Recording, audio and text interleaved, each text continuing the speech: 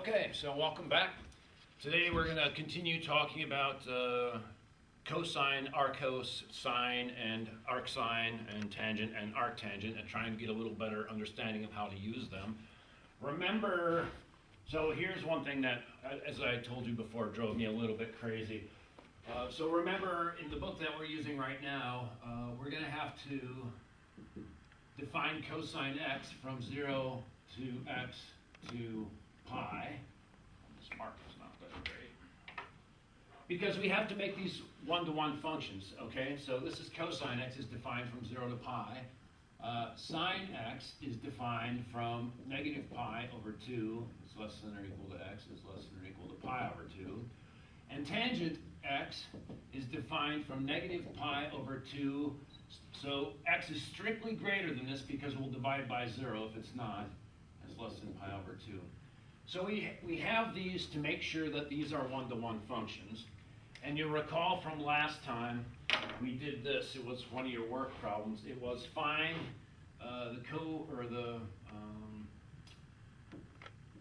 the arccos of cosine minus pi over 3.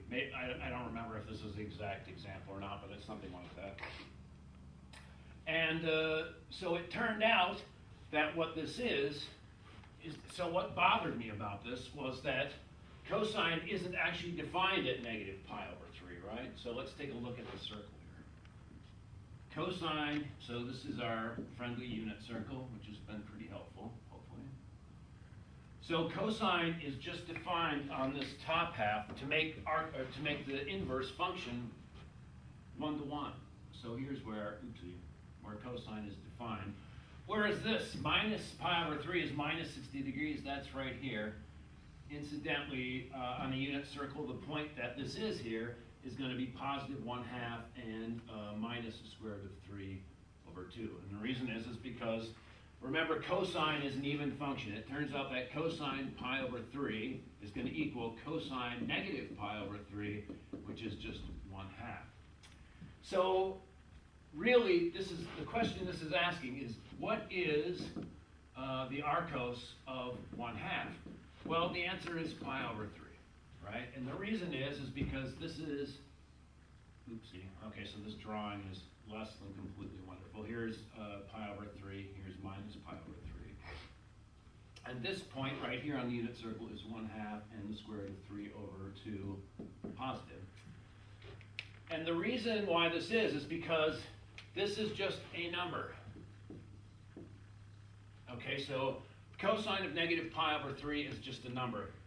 What I don't like about this is that we're invoking this the necessity to have a one-to-one function. This is a technical detail, and a lot of people skip this.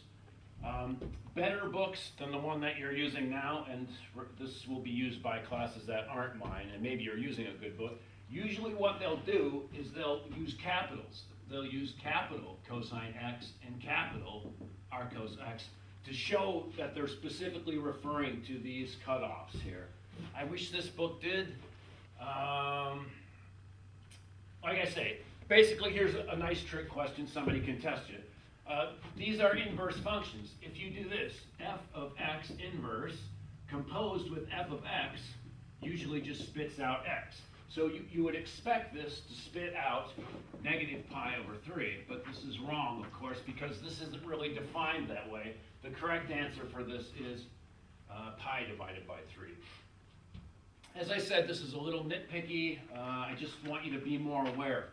In particular, as you hopefully will go on into more advanced mathematics and sciences, they're going to be very tight on the details, especially when you get into physics, which is a really good thing. So now I want to talk about using this to figure out how to solve some problems, right? Yeah, wipe our board clear here. Maybe I'll leave this up for a bit.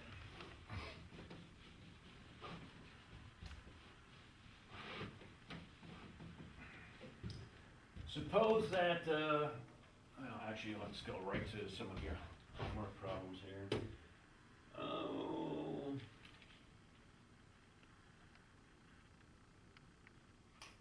Yeah, okay, so you guys can read the book. Hopefully you will. Maybe I'll just make this up would be better. Suppose you have this. Somebody tells you that sine of c is equal to 1/2, right? For what values of c is this true? What is c? Okay, so the first thing is all we really need to do is find one value where it's true. If you want, you can invoke this one-to-one and use the unit circle. Hopefully at this point you're starting to get this, that basically the sine of some angle c is 1/2. That means that the arcsine of the sine of some angle c is equal to the arcsine of 1/2. We're pretending that we're going to behave here. We're keeping these things within the limits here. And your calculator is going to do this for you as well. These are the composition of inverse functions. This just says that c is arcsine 1/2. Basically what it means is that arcsine is mapping 1/2 to the angle c, so that the sine of c goes to 1/2, right? And once again, it is my greatest hope that at this point everybody is starting to go, hey, it's the sine, ooh, boy, that's a medley circle. Well, we'll just go with it. And it's the sine of pi over 6 is in fact 1/2, right? And so this on the unit circle is the square root of 3 over 2 and positive 1/2. So for sure, and every solution, there's an infinite number of solutions here, but so every solution is going to look like pi over 6 plus 2k pi, where k is an integer. Because if I wrap around here once and add 2 pi to it, it's still going to be the same thing, because sine is periodic. 4 pi, 6 pi, 8 pi, minus 2 pi, minus 4 pi, minus 6 pi. So this is one set of solutions. However, we need to think about it. Are these the only sets of solutions? And no, they're not.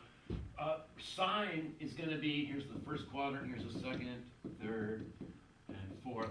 Sine is positive in the first and second quadrants. So we also have to think about this picture. And where is this? Well, so this is going to be, we have pi and we went pi over 6 by symmetry. We just cranked up pi over 6, but that's minusing pi over 6. This is going to be 5 pi over 6, right? And that angle is attributable to this. However, this is the triangle that we're using for the picture. And okay, so my thing's a little messed up here. Here, move this. 5 pi over 6. What point is this? Well, the sine is going to be the same. It's going to be 1/2. Only the cosine is going to be negative, because now x is negative. So this is negative square root of 3 over 2 and 1/2. So right here, anything that is going to be 5 pi over 6 plus 2k pi is also going to be a solution to this. And what's the relationship? Basically, if somebody wants to punch a number in and your calculator comes up with one number, what are the entire set of solutions? The entire set of solutions are what the original, so let me see how your books write this. So if x is equal to u, this is some angle, then all the solutions are going to be u plus 2k pi, plus also other solutions are going to be, well, what did we do? This is basically pi minus u, in this case, is pi over 6. And I'm just, so u is the angle that you originally get. Now, in this case, it's going to be pi minus u plus 2k pi. And that's about our first 9-minute stretch. We will be right back.